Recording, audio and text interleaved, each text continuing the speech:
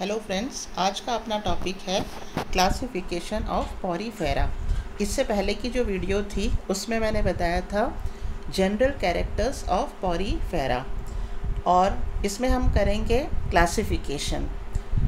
Porifera का जो classification है उसका की कैरेक्टर है टाइप ऑफ एंडोस्केलेटन, यानी किस प्रकार का अंतः कंकाल इनमें पाया जाता है, इसके आधार पर इसका फर्दर वर्गीकरण किया गया है। पॉरीफेरा को 4 क्लासेस में बांटा गया है: कैलकेरिया, हेक्सेक्टनलिडा, डीमोस्पॉन्जिया एंड स्क्लेरोस्पॉन्जिया।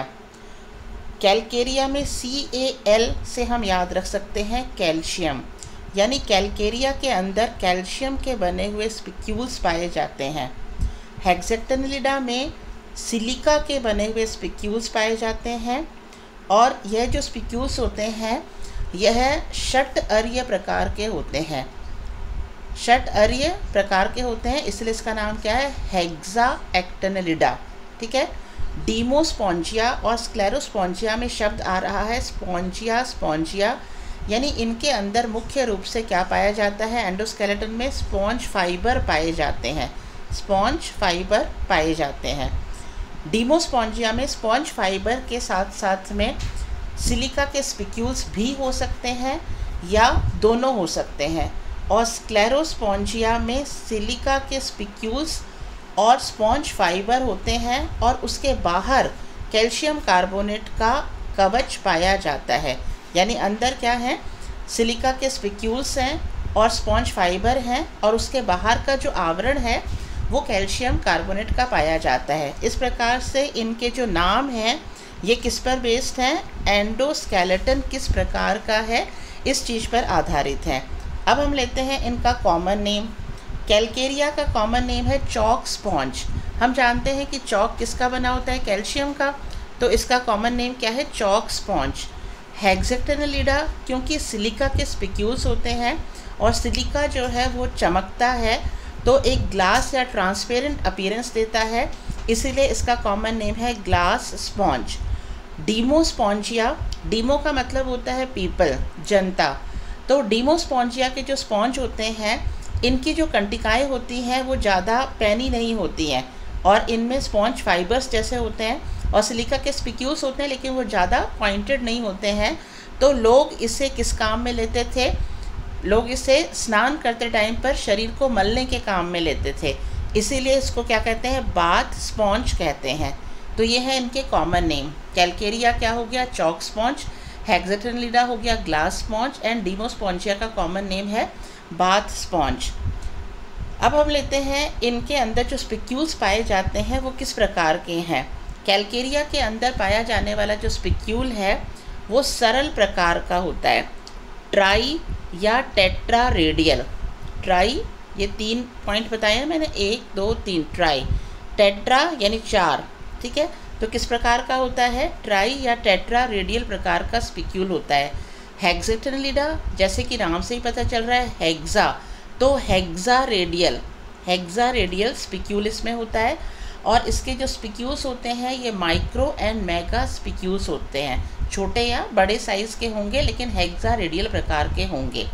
डीमोस्पॉन्जिया में जो स्पिक्यूल्स होते हैं ये ज़्यादा पॉइंटेड नहीं होते हैं, और यह मोनो या टेट्रा रेडियल प्रकार के होते हैं। अब हम लेते हैं इनमें कैनाल सिस्टम। जैसे मैंने आप लोगों को बताया था कि पॉरीफेरा के जो एनिमल्स होते हैं इनमें विशेष प्रकार का नाल तंत्र पाया जाता है, और यह नाल तंत्र 3 प्रकार के होते हैं, एस्कोनॉइड, साइकोनॉइड एंड ल्यूकोनॉइड। सबसे सिंपलेस्ट प्रकार का है एस्कोनॉइड, उससे थोड़ा जटिल है साइकोनॉइड, और उससे भी ज़्यादा कॉम्प्लिकेटेड है ल्यूकोनॉइड। कैलकेरिया के अंदर इन तीनों में से कोई भी एक प्रकार का नाल तंत्र पाया जा सकता है, जबकि हेक्सेक्टिनलिडा में साइकोनॉइड या ल्यूकोनॉइड प्रकार का नाल तंत्र पाया जाता है, और डीमोस्पॉन्जिया में कौन सा पाया जाता है, ल्यूकोनॉइड प्रकार का नाल तंत्र पाया जाता है। अब हम लेते हैं हैबिटाट। ज़्यादातर जो पॉरीफेरा हैं वो क्या है, सी वाटर हैं। इनमें से बहुत कम हैं जो क्या होते हैं, फ्रेश वाटर होते हैं। तो यहाँ देखो आप, सी वाटर सी वाटर सी वाटर सी वाटर। कुछ डीमोस्पॉन्जिया की फैमिलीज़ हैं जो फ्रेश वाटर में पाई जाती हैं। फर्दर क्लासिफिकेशन इसका हम अब आगे पढ़ेंगे कि यहाँ से हम लेते हैं कैलकेरिया। कैलकेरिया जैसे आपको बताया कॉमन नेम है चॉक स्पॉन्ज। एंडोस्केलेटन बना हुआ है कैल्शियम के स्पिक्यूल्स का। स्पिक्यूल्स जो हैं वो ट्राई या टेट्रा रेडियल प्रकार की हैं और कैनाल सिस्टम इन तीनों में से कोई भी एक प्रकार का हो सकता है।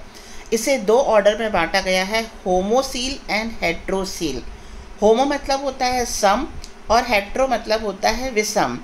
तो और सील यानी कि जो स्पॉन्जोसील है इसमें, उसके आधार पर इसको नाम दिया गया है होमोसील एंड हेट्रोसील। अब हम लेते हैं होमोसील का कैरेक्टर। होमोसील जो है वो सरल कलश की आकृति का होता है। कलश की आकृति, जैसे हम इसका डायग्राम बनाना है तो हम इसे सिंपल कलश के जैसी आकृति बना देंगे, ठीक है। तो सरल कलश की आकृति का होता है। इसकी भित्ति पतली होती है और इसमें आंतरिक वलन नहीं पाए जाते हैं। यानी ये जो भित्ति है इसमें आंतरिक वलन नहीं है, सिंपल है ये भित्ति सिंपल है, इसमें अंदर की तरफ फोल्डिंग नहीं है। और इसमें आंतरिक गुहा, यहाँ इसका डायग्राम है, ये आंतरिक गुहा स्पॉन्जोसील। स्पॉन्जोसील सतत रूप से कीप कोशिकाओं से रेखित है। यहाँ आप देखो, यहाँ अंदर की तरफ लगातार क्या है, कीप कोशिकाएं व्यवस्थित हैं। तो स्पॉन्जोसील जो है वो सतत रूप से कीप कोशिकाओं से व्यवस्थित है। और इसका जो नाल तंत्र है वो सबसे सिंपलेस्ट प्रकार का होता है। सबसे सिंपलेस्ट प्रकार का होता है कौन सा, एस्कोनॉइड टाइप। एस्कोनॉइड टाइप का जो नाल तंत्र है उसमें क्या है, ये बाहर की तरफ और जो छिद्र हैं ये क्या कहलाते हैं, ऑस्टिया।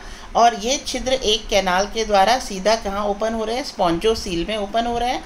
और यह स्पॉन्जोसील ऑस्क्यूलम के द्वारा बाहर ओपन हो रही है। तो इस तरह से सबसे सरलतम प्रकार का नाल तंत्र जो है होमोसील में पाया जाता है। अब हम लेते हैं हेट्रोसिला। हेट्रोसिला में इसकी देह भित्ति में वलन या फोल्डिंग होते हैं, जिसके कारण देह भित्ति मोटी हो जाती है। यहाँ आप देखो डायग्राम में, इसकी ये जो देह भित्ति है इसमें दो तरह की कैनाल हैं। एक तो बाहर के जो छिद्र हैं ये अंदर की तरफ कैनाल में ओपन हो रहे हैं और ये कैनाल कहलाती है इनकरेंट कैनाल, क्योंकि ऑस्टिया से जो पानी आता है वो कहाँ जाएगा, इनकरेंट कैनाल में। इसी आधार पर इनका नाम रखा गया है इनकरेंट कैनाल, ठीक है। उसके बाद में इनकरेंट कैनाल जो है ये किसके द्वारा, प्रोसोपाइल नामक छिद्र के द्वारा, प्रोसोपाइल नामक छिद्र के द्वारा ओपन होती हैं। किसमें, रेडियल कैनाल में। तो अल्टरनेट अरेंजमेंट है किसका, इनकरेंट कैनाल का और रेडियल कैनाल का अल्टरनेट अरेंजमेंट है। एक बार इनकरेंट कैनाल जो बाहर की तरफ ओपन है, रेडियल कैनाल जो अंदर की तरफ ओपन है।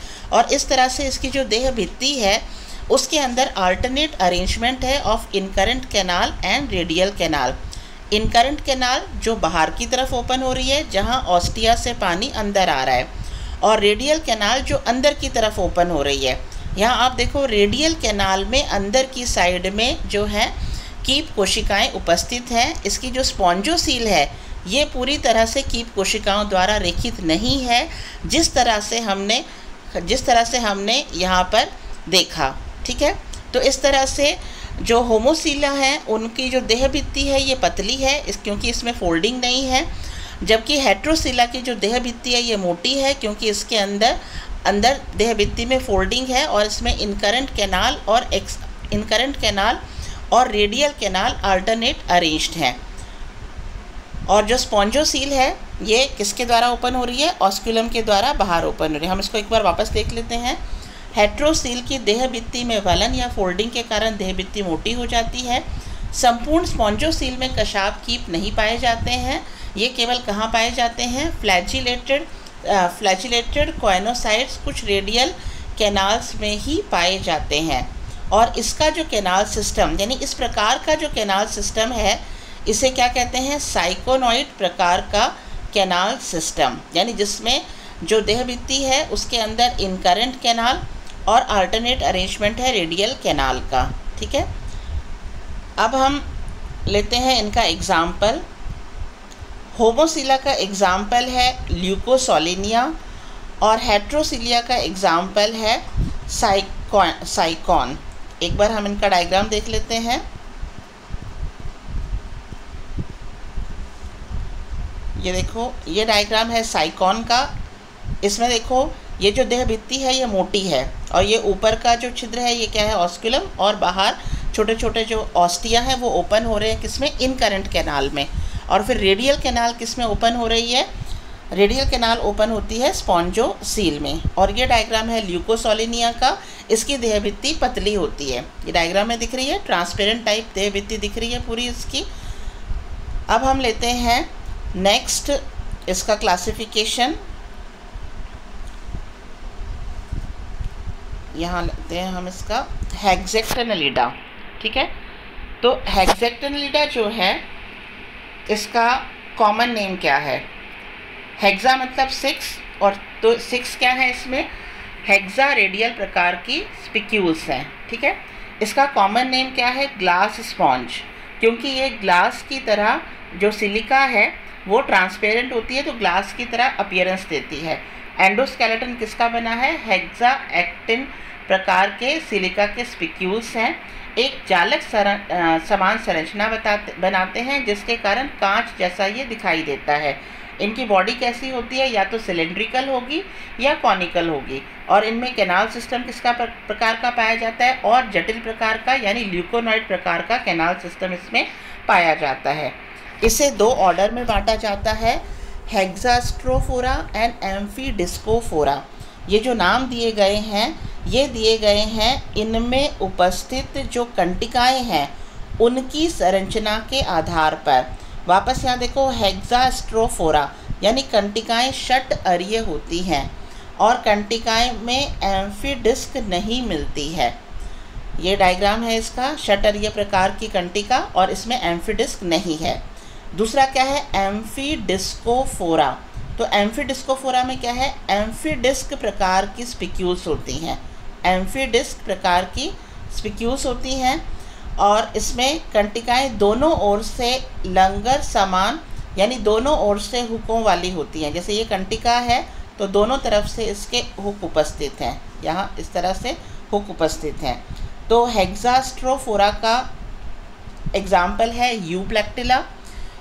यूप्लेक्टिला का कॉमन नेम है विनसस फ्लावर बास्केट, और एम्फीडिस्कोफोरा का एग्जाम्पल है हाइलोनीमा। हाइलोनीमा का कॉमन नेम है ग्लास रोप स्पॉन्ज। हाइलोनीमा का कॉमन नेम क्या है, ग्लास रोप स्पॉन्ज। अब ये यूप्लेक्टिला का डायग्राम है। यूप्लेक्टिला जो है ये जापान के अंदर इसको शादी में तोहफे के रूप में दिया जाता है। यह काफ़ी कॉस्टली होता है और इसे जो है प्रेम का प्रतीक माना जाता है, और विवाहित जीवन के लिए कि जो है विवाहित जीवन खुशहाल बीते, हमेशा बंधन बना रहे, उसका प्रतीक जो है यूप्लेक्टिला को माना जाता है। और ये डायग्राम है हाइलोनीमा का, ये डायग्राम है हाइलोनीमा का, ग्लास रोप इसका कॉमन नेम है। अब हम लेते हैं क्लासिफिकेशन डीमोस्पॉन्जिया क्लास का। डीमोस्पॉन्जिया का कॉमन नेम है बाथ स्पॉन्ज। डीमो का मतलब होता है पीपल यानी जन सामान्य का स्पॉन्ज। इसका एंडोस्केलेटन, स्पॉन्ज शब्द आया है स्पॉन्जिया, तो मुख्य क्या है, स्पॉन्ज फाइबर्स का बना होता है। अगर स्पिक्यूल्स होते हैं तो वो कठोर नहीं होते हैं, और मोनो और टेट्रा एक्सॉन प्रकार के स्पिक्यूल्स होते हैं। इसका कैनाल सिस्टम जटिल प्रकार का होता है यानी ल्यूकोनॉइड प्रकार का होता है। इसे 3 सब क्लासेस में बांटा गया है, टेट्रा एक्टेनेलिडा, मोनो एक्सोनॉइडी एंड कीरेटोसा। टेट्रा का मतलब क्या है, 4, यानी इसकी जो स्पिक्यूल्स हैं ये या तो होंगी ही नहीं, या अगर होंगी तो टेट्रा एक्सॉन प्रकार की होंगी, और इनमें स्पॉन्ज फाइबर नहीं पाया जाता है। मोनो एक्सोनिडा मतलब इसकी स्पिक्यूल्स जो है वो मोनो एक्सॉन प्रकार की हैं यानी एक कंटिका के रूप में, और इसमें स्पॉन्ज फाइबर पाया जाता है। और कीरेटोसा में हॉर्नी अपीयरेंस यानी श्रृंगीय अपीयरेंस होता है, और इनके अंदर स्पिक्यूल्स नहीं पाए जाते हैं। टेट्रा एक्टेनेलिडा जो है इसकी जो बॉडी है यानी शरीर है वो गोल या चपटा होता है, और मोनो एक्सोनिडा की जो बॉडी, मोनो एक्सोनिडा का एग्जाम्पल है क्लायोना, और कीरेटोसा का एग्जाम्पल है यूस्पोंजिया, हिपोस्पोंजिया, फाइलोस्पोंजिया। यूस्पोंजिया जो है, यूस्पोंजिया को बाथ्स का कॉमन नेम है बाथ स्पॉन्ज, और हिपोस्पोंजिया, हिपो यानी हॉर्स, तो हॉर्स स्पॉन्ज, और फाइलोस्पोंजिया, फाइलो मतलब लीफ, तो लीफ लाइक स्पॉन्ज। तो ये जो इनके नाम दिए गए हैं ये इनकी अपीयरेंस के आधार पर यानी इसकी संरचना के आधार पर दिए गए हैं। अब हम लेते हैं इनका डायग्राम। ये आपके सामने डायग्राम है जियोडिया का, ये आपके सामने दूसरा डायग्राम है जियोडिया का, ये है प्लेकाइना का डायग्राम, ये सियोना का डायग्राम, ये क्लियोना का डायग्राम है। क्लियोना जो है ये मोलस्का या जो शेल होती हैं, ऑयस्टर शेल होती हैं, उनके ऊपर एक्टोपैरासाइट के रूप में उपस्थित होता है और इसका कॉमन नेम होता है बोरिंग स्पॉन्ज। बोरिंग करना यानी छेद कर देना। तो ये मेजर पेस्ट है टू बे ऑयस्टर्स, यानी ये जो ऑयस्टर हैं या जो मोलस्का हैं उनकी जो शेल हैं उनमें क्या कर देते हैं, छेद कर देते हैं, उनको नुकसान पहुंचाते हैं। और ये है यूस्पोंजिया, जिसे किस काम में लेते थे पहले, नहाते समय जो है शरीर को साफ़ करने के काम में इसे लिया जाता है, क्योंकि इसके अंदर क्या नहीं होती हैं, कंटिकाएँ नहीं होती हैं, केवल स्पॉन्ज फाइबर होता है। ये भी यूस्पोंजिया का ही डायग्राम है। ये फाइलोस्पोंजिया, फाइलो मतलब क्या, लीफ लाइक अपीयरेंस, तो लीफ लाइक अपीयरेंस के कारण इसका नाम क्या रखा है, फाइलोस्पोंजिया। अब हम लेते हैं स्क्लेरोस्पोंजिया। स्क्लेरोस्पोंजिया पुरानी क्लास नहीं है, इसे 1970 में हार्टमैन और गौरियो ने 6 जातियों को वर्गीकृत करने हेतु बनाया, और ये जातियां कहाँ पाई जाती हैं, जैमिका के निकट पाई जाती हैं। और इनके अंदर इनकी खास बात क्या है, इनका जो एंडोस्केलेटन है वो सिलिका के स्पिक्यूल्स का या स्पॉन्ज फाइबर का बना होता है, लेकिन इसके बाहर जो आवरण होता है यानी जो शेल होता है वो कैल्शियम कार्बोनेट का होता है। तो ये इसकी विशेषता है। इसका एग्जाम्पल है कीरेटोपोरिला एंड मरलिया। कीरेटोपोरिला, पोरिला पोर्स है इसलिए, और मरलिया, और ये इसका डायग्राम है कीरेटोपोरिला का। ठीक है, ये आपको बता ही दिया था, ल्यूकोसोलिनिया और साइकॉन का डायग्राम। तो ये है इसका क्लासिफिकेशन। अब हम लेते हैं economic importance of Porifera. Economic importance में सबसे ज़्यादा जो काम में आता है वो है डीमोस्पोंजिया के सदस्य, क्योंकि डीमो इसका नाम ही इसी आधार पर रखा है, डीमो मतलब पब्लिक या पीपल, स्पोंजिया। ठीक है, तो कठोर और नुकीली कंटिकाओं के अभाव के कारण जो है इसका कॉमन नेम है बाथ स्पॉन्ज, और क्योंकि इसमें नुकीली कंटिकाएं नहीं पाई जाती हैं तो आदिम काल से स्नान के समय शरीर को मलने में इन्हें काम में लिया जाता है। आधुनिक समय में इनके स्थान पर किसको काम में लेते हैं, स्पॉन्ज को काम में लेते हैं। इसी तरह से वाहनों की सीट या अन्य कुर्सियों में स्पॉन्ज भरी जाती है। बैंक और ऑफिस में नोटों को गिनने के लिए या टिकट को चिपकाने के लिए जो स्पॉन्ज पैड होता है उसमें इसको काम में लिया जाता है। घरों में जो पाउडर लगाते हैं उसके लिए जो पफ होता है उसके काम में लिया जाता है। फर्श और बर्तन की सफाई के लिए जो मॉप होता है उसमें इसको काम में लिया जाता है।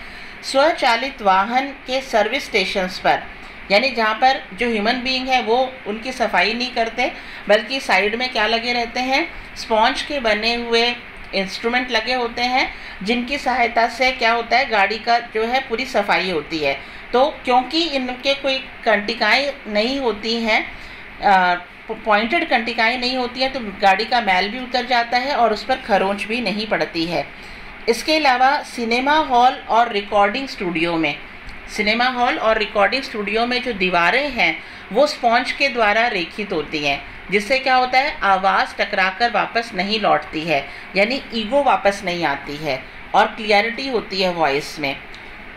Nowadays synthetic sponges are used for all these purposes। आजकल आधुनिक समय में क्या है, इन सब चीज़ों के लिए सिंथेटिक स्पॉन्जेस को जो है काम में लिया जाता है।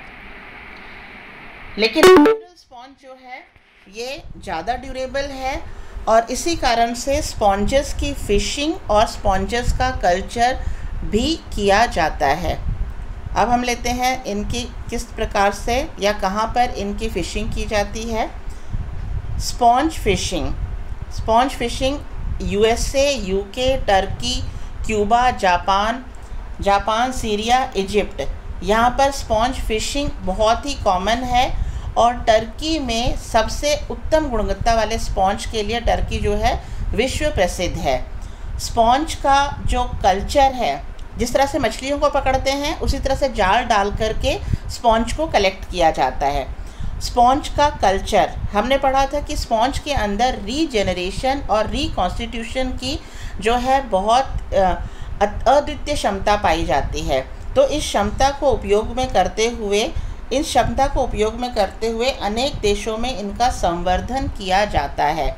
और कॉमन कल्चर्ड स्पीशीज़ हैं यूस्पोंजिया ज़िमोइका, यूस्पोंजिया ऑफिसियलिस, स्पॉन्जेस बेरीबेरा, स्पॉन्जेस ड्यूरा एंड यूस्पोंजिया, जिसे कॉमन जो है लैब के अंदर, प्रयोगशाला के अंदर इनका संवर्धन किया जाता है, क्योंकि इनके अंदर रीजनरेशन की अद्भुत क्षमता होती है, तो आसानी से इन्हें कल्चर किया जा सकता है।